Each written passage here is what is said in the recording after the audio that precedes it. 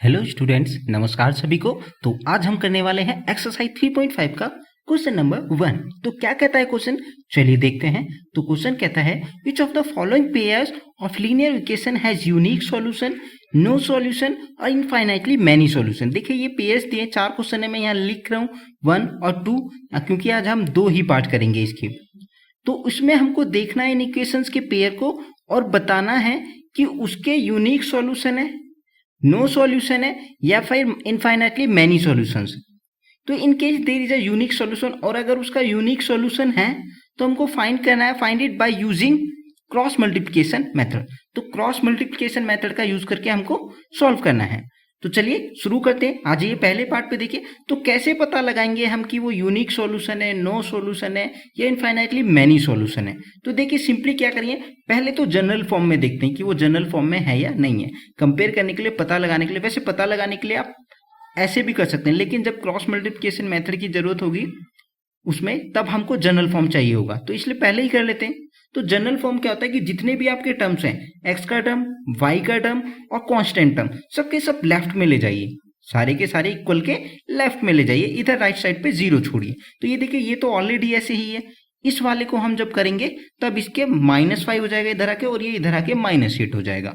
तो चलिए अभी पहला क्वेश्चन देखते हैं। देखिए a1 जनरल फॉर्म जो होती है वो जनरली इस तरीके से लिखी होती है, a1x plus b1y plus c equal 0, a2x plus b2y plus c2 ये 1 है इक्वल 0।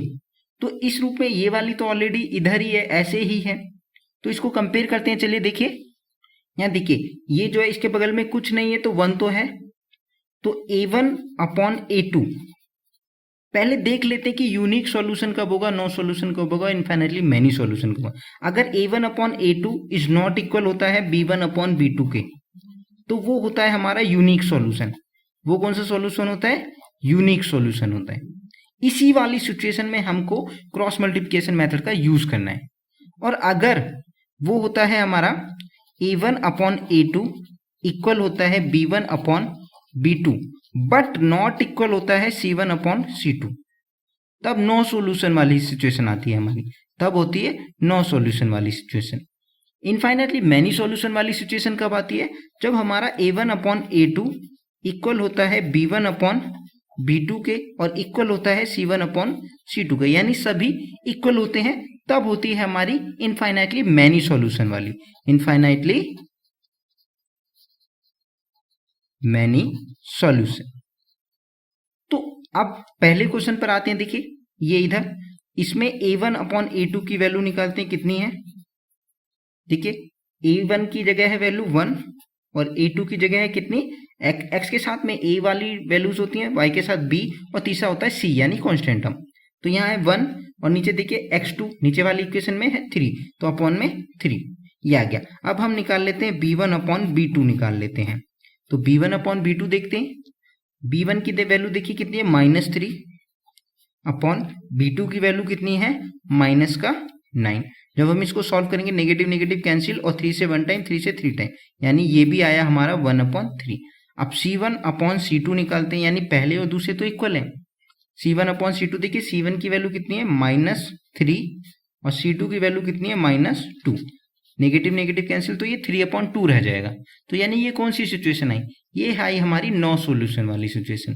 तो इसका आंसर क्या होगा, पहले वाले का ये होगा हमारा नो सॉल्यूशन।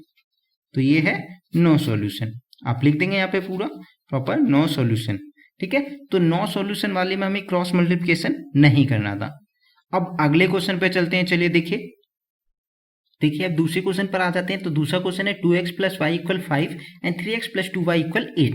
तो सबसे पहले हम क्या कर लेते हैं, इनको जनरल फॉर्म में लिख लेते हैं। तो यानी ये वाला टर्म भी उधर भेज देंगे। तो देखिए ये वाली जो है वो बन जाएगी आपकी 2x plus y minus 5 equal 0, and इसको इधर भेज लेते हैं 3x plus 2y minus 8 equal 0, ये बन गई। अब देखिए आप कंपेयर करते हैं कि ये इसके यूनिक सॉल्यूशन है, मैनी सॉल्यूशन है या फिर नो सॉल्यूशन है।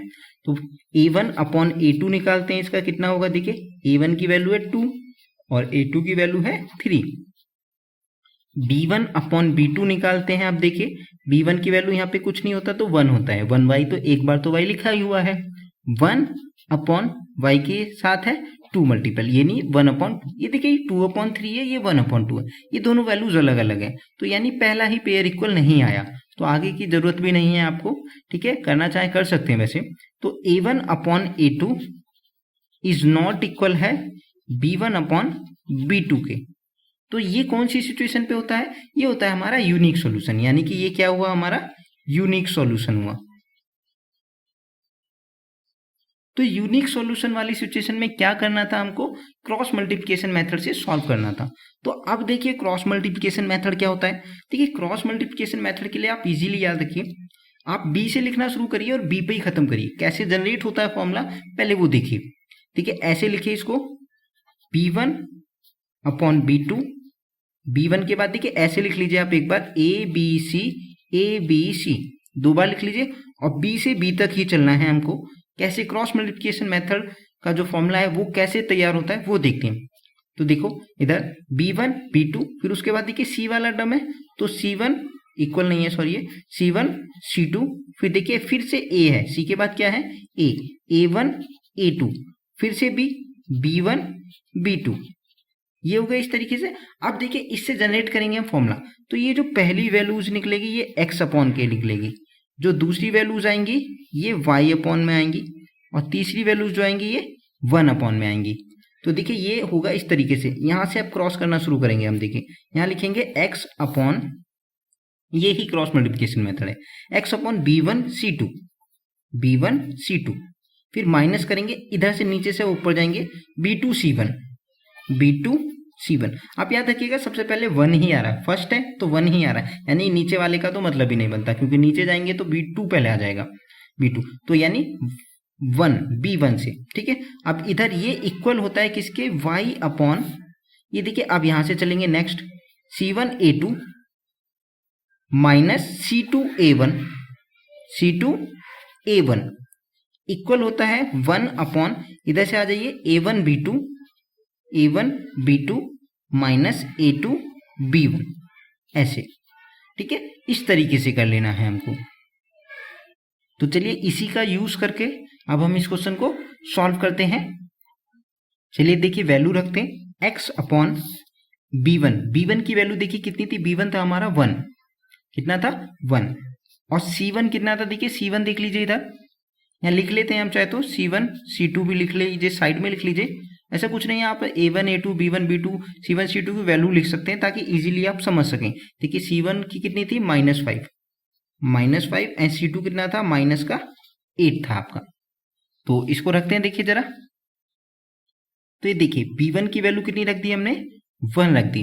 ठीक है, क्योंकि देखिए b1 1 था, फिर इसका मल्टीप्लाई किससे है, c2 से, तो c2 कितना है -8, यानी -8, फिर हम माइनस करेंगे b2 कितना है 2 इंटू c1 कितना है हमारा -5 इक्वल y/c1 कितना है हमारा -5 इंटू a2 कितना है, देखिए a2 था हमारा कितना, ये रहा इधर a2 3, माइनस फिर करेंगे c2 कितना है हमारा -8 इंटू a1 कितना था हमारा 2 था, ये हो गया इक्वल 1/, अब देखिए a1 है 2 इंटू b2। ठीक है, तो b2 कितना है, देखिए 2 है, b2 कितना है 2 है, माइनस a2 है हमारा 3, और b1 कितना है, देखिए b1 है हमारा 1। ये वैल्यूज रख दी हमने। अब इसको फर्दर सॉल्व करते हैं। देखिए जब इसको आगे सॉल्व करेंगे तो x/, ये देखिए ये हो जाएगा -8, ये हो जाएंगे -10, नेगेटिव पॉजिटिव हो जाएगा, सॉरी नेगेटिव नहीं पॉजिटिव 10 इक्वल y/, ये देखिए ये हो जाएगा -15, ये -8 इंटू नेगेटिव +8 हो जाएगा, +8 इंटू 2 करेंगे +16 हो गया इक्वल 1/, ये देखिए 4 -3 इंटू 1 3 हो गया, ये हो गया। अब देखिए अब क्या करना है इसके बाद हमको एक बार x वाले टर्म को, ये था x वाला, इस वाले को इस कांस्टेंट वाले के बराबर रखना है, फिर एक बार y को इसके साथ, यानी एक बार इसको इसके साथ रखेंगे बराबर और एक बार इसको इसके साथ बराबर रखेंगे। तो पहले रखते हैं हम x/, ये सॉल्व करेंगे तो ये 2 हो जाएगा, और ये 1/4 - 3 1 ही हो जाएगा। तो यानी ये इसे जब हम सॉल्व करेंगे तो ये आ जाएगा, क्रॉस मल्टीप्लाई कर लीजिए, x इक्वल आ गया कितना 2 आ गया। ओके, अब देखिए आगे इसको इक्वल रखेंगे, अब हम y इक्वल रखते हैं, y अपॉन ये देखिए ये -15 + 16 तो ये 1 हो जाएगा इक्वल, और ये 1/1 है तो जब करेंगे क्रॉस तो y इक्वल कितना आ जाएगा हमारा, ये y इंटू 1 y हो गया, 1 इंटू 1 1 हो गया, तो ये आ गई y की वैल्यू। तो इस तरीके से x और y की वैल्यूज निकालनी है। तो चलिए आज की क्लास में इतना ही, आशा करता हूँ सभी को समझ आया होगा। Thank you.